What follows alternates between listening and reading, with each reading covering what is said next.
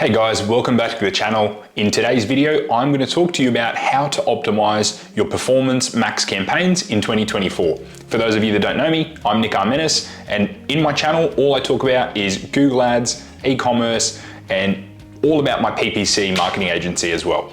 So getting into today's content, how do you optimize your campaigns? My approach is a little bit different to most people, and what I like to do is actually explain what does optimization mean, because a lot of people talk about it, and I think some of you are confused with what exactly it is. So my method is a bit different purely because I prefer simplicity and I like erring on the side of caution, and I like doing the quickest, easiest tasks that will give me the best result.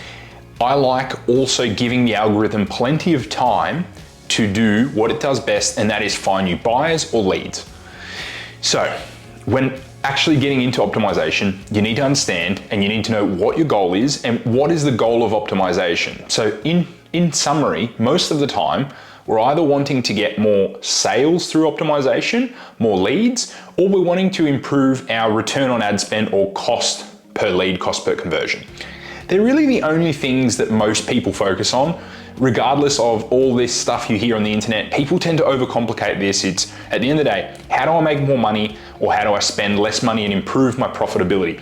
Another thing people may want to improve is POAS, which is profit. So your return on, so your actual profit on your ad spend, what return that is, as opposed to the revenue return that you get. They're a little bit different. They're really the only things you focus on, and most people focus on the first two. So in saying that, how can you get more sales or increase your return on ad spend? So when you get into your account, you really need to see what's happening.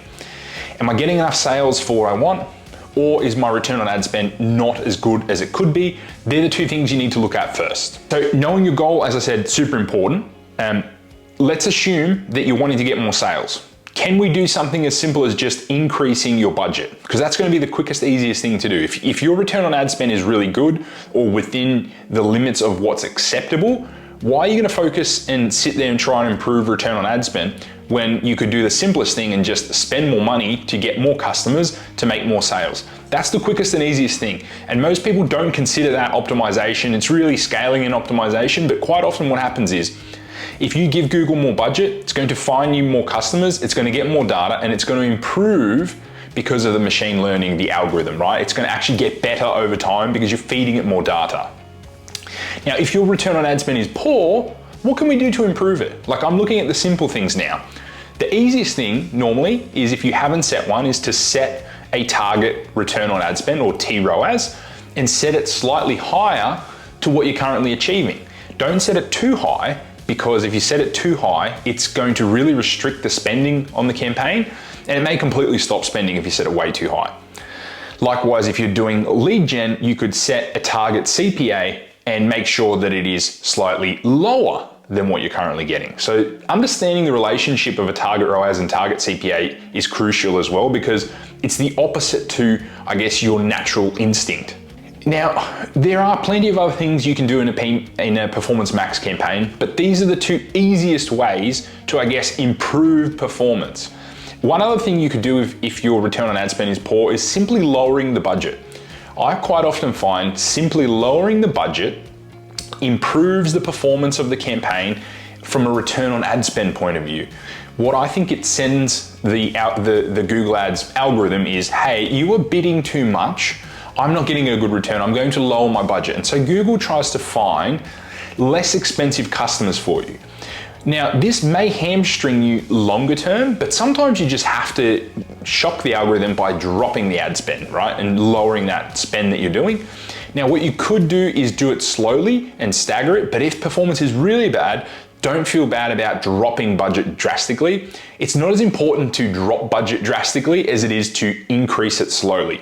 I know some of these may seem confusing, but please bear with me and re-listen to this if you need to. Now, from an e-commerce point of view, what can you do to maximize and optimize the performance of your Performance Max campaigns? One thing you can do is actually just simply review your merchant center disapprovals, particularly focusing on high sellers. If your high sellers or best sellers are out of stock or disapproved, or even if they're moderate sellers and there's a lot of disapprovals, Fixing these could actually really be one of the best things you can do in your campaign, because in my view, having bestsellers and really all products 100% approved as often to 100% of the time is going to lead to more sales for your business. It's that simple. We tend to try and look at, oh, what script can I run? What fancy app can I use to improve my performance? When normally it's these really little simple things that can drastically improve your performance. Building on that, I recently did a video on Google Shopping feed optimization. That for an e-commerce store is part of Performance Max optimization. People forget, oh, I don't have many settings within Performance Max to change. What should I be doing? Well, feed optimization is a very important one, because you'll find most of the time, if you're an e-commerce business, Performance Max or PMax is really mainly a smart shopping campaign with a few other things sprinkled in. There are scripts you can run to do this. In particular, Mike Rode's script tells you the breakdown of search, shopping, display, video, all those areas, and it can actually tell you. But what I've found in my experience is most of the time, over 80%, sometimes even up to 100% is shopping. And so shopping feed optimization, I'll leave the link to that video, is extremely important to this very day. Now, one thing that isn't important, I will be releasing a screen share version of this video. This is just one I'm quickly knocking up, but ad strength in your assets, in my view, I've not seen to be a really big determining factor. I've got asset groups, that have really poor ad strength and they're performing phenomenally well. And I have some that have an incredibly good or excellent score and they aren't performing. So I don't think it's as important as you think. That being said, making sure that the assets match what you're selling and they're segmented in a structured and intelligent way is super important. And that's gonna come into account structure, which I will cover off shortly. So the next thing you could do is review the insights report, and you can do two things. Well, you can do a few things in here. You can review how you're stacking up against competitors from shopping and search point of view, like impression share. You can see how you're ranking. I don't find it overly useful apart from big spikes, but sometimes it's just the bidding changes that you set. You might have set a target return on ad spend or someone else has, and it just changes the auction a bit. I don't find it to be overly reliable data. But what you can do is review the search terms. Are they the correct search terms? Because you'd be surprised sometimes, even though this is optimizing for conversion, some weird stuff can happen in there. And you can request to Google that those are added as negative keywords. So keep a negative keyword list for your PMax campaigns. And coming into that is brand. Is brand being where most of the focus is going? So look at the clicks, look at the conversions. If it's just brand that's popping up on the first, 10, 20 different search terms, then you probably have a bit of a problem where you're getting cannibalization into your brand by PMax, and you can do a few things there. Again, I've done a video on this. I'll leave it in the link below. But basically you want to try and reduce PMax spending on your brands, segment it out. So this is where account structure becomes important. Building on this, the other thing you can do is you can grab in the search terms in the insight report, grab the best performing search terms, the ones that are getting conversions, and create a search text campaign. This is another way that you can keep growing your, account in your store by creating search campaigns that target the keywords that are doing well and sending them to a relevant landing page. Now, on account structure. Account structure is super important with Performance Max. Ideally, you can have a Performance Max covering all your products, and you don't even need assets in there. You can make it feed only if you wanted.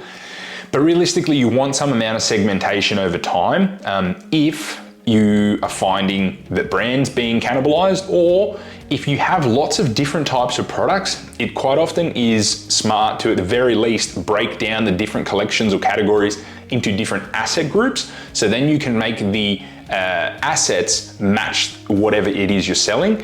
And so also that the algorithm can learn who your customer is and what search terms convert for you. You can do this at the campaign level as well, but it really comes down to a bit of trial and error. Quite often the structure I use is like a catch-all campaign in PMax and a catch-all shopping. And then I'll have like potentially a bestseller campaign, maybe a few of the top categories with a decent budget behind them as well. Sometimes I'll have a time of day PMax just in case the main PMax runs out of budget. These are the sort of things you can look at in terms of structure. The search text campaign, which I briefly covered off as well, I can do a video that shows you how to do that, just to not complicate this one. Next thing you can do is review your products. So which products are spending and not converting? Can I remove them? Can I improve them through shopping optimization? Can I create a zombie campaign to address any that aren't getting any traction at all? Likewise, can I make a bestseller campaign for anything overperforming? Now, a few other things you can do, and these are far lesser kind of impact changes, are you can look at the audiences and the search themes and update them. Once PMax gets some data and your account has data, it's really not necessary. It kind of really makes a difference at the start. And then sometimes you might be able to force it to see some other things, but realistically, you want to use multiple campaigns and search and shopping to be feeding more and more signals into the account, so PMax and the algorithm knows the account better and better over time. Can also look at locations, like potentially removing poor performing locations or just doing location specific PMax campaigns. And in content, you could exclude all of the apps in there as well if you don't want to be appearing on apps. So these are the quickest and easiest things you can do for PMax. Some of these take a bit more time, but if you work your way down the list of, hey, which ones are the quickest and simplest, normally that's your best bet. Just focus on those. If you do want my personal Performance Max optimization cheat sheet, I'm gonna leave a link below. Jump on my email list and that will send it to you. I'll leave it in the link below for you to use. It's just a one-pager, it's very quick to run through, and I hope it helps. I will do a screen share version of this video, which will go into greater detail, but I didn't want this being too long because I try to make these a bit more condensed, but I'm very much a detail-heavy person. For those of you that have seen, I've recently also released a coaching program for Google Ads. It's targeting people that are a little bit earlier in the journey, but it's basically a coaching program for people running Google Ads with myself in a group setting. So I'll leave the link below if you're interested. Thanks so much for watching the video, guys. I will see you in the next one.